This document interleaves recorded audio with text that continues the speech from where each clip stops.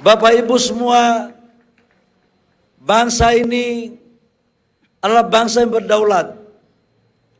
Bangsa ini adalah bangsa yang sudah merdeka. Dan sudah 80 tahun Indonesia merdeka.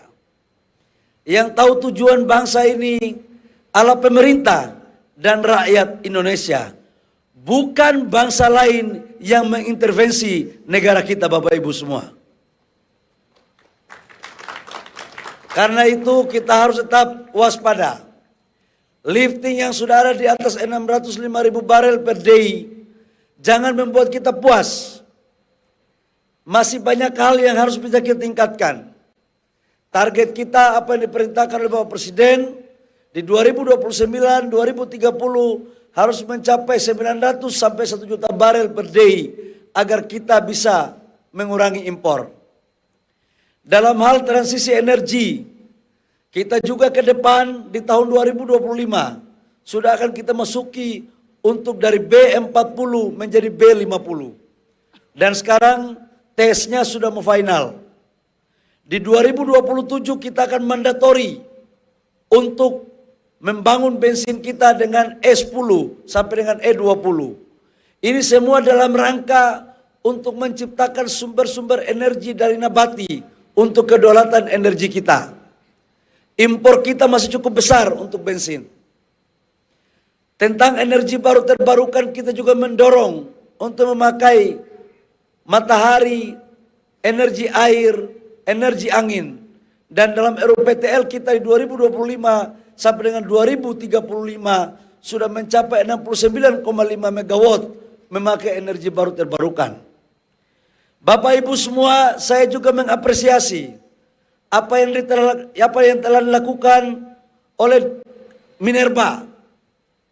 Saya katakan dari awal bahwa pengelolaan tambang jangan hanya dikuasai oleh kelompok tertentu. Jangan hanya pengusaha itu saja. Kita harus adil untuk menyerahkan, membagi secara baik sesuai aturan kepada UMKM daerah, kepada koperasi daerah, kepada BUMD daerah dengan pemberian prioritas. Dan alhamdulillah, perubahan undang-undang Minerba sudah kita lakukan, peraturan pemerintah pun sudah ada, dan sekarang tinggal peraturan menteri. Ini semua kita lakukan untuk menjadikan orang daerah menjadi tuan di negerinya sendiri.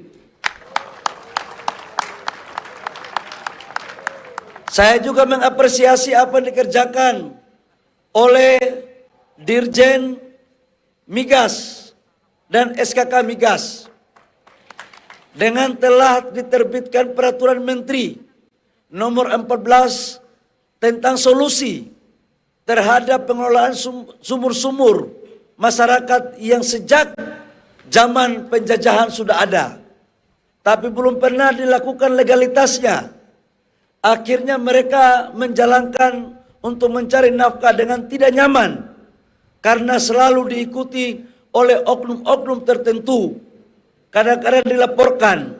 Tetapi saya ingin mengatakan jangan kita saling menyalahkan satu dengan yang lain. Semua mempunyai kontribusi kesalahan. Karena itu dengan peraturan menteri ini, maka insya Allah 45.000 sumur-sumur rakyat kita sudah akan memberikan legalitasnya kepada BUMD, koperasi, dan UMKM daerah, Bapak Ibu semua. Sudah lama ini kita bahas tapi nggak pernah terjadi. Menjadi pemimpin di bangsa ini tidak hanya bisa omon-omon, tapi harus berani untuk membuat keputusan yang lebih baik untuk rakyat, bangsa, dan negara. Saya tahu untuk membuat keputusan yang berani, pasti ada yang merasa terganggu. Berani kebaikan untuk negara, bukan berani kebaikan untuk kelompok tertentu. Apalagi kelompok yang selama ini sudah nyaman, yang ingin merugikan bangsa kita. Saya tidak mau ingin jadi pemimpin untuk setiap hari dipuja, tapi pelanggaran terus terjadi.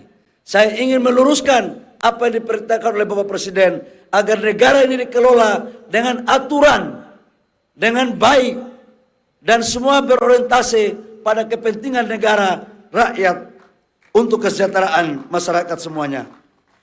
Bapak Ibu semua, Saya juga mengapresiasi Dirjen EBTKE bahwa dengan secara sungguh-sungguh untuk mengawal transformasi, transisi energi. B40 sebuah tantangan yang besar.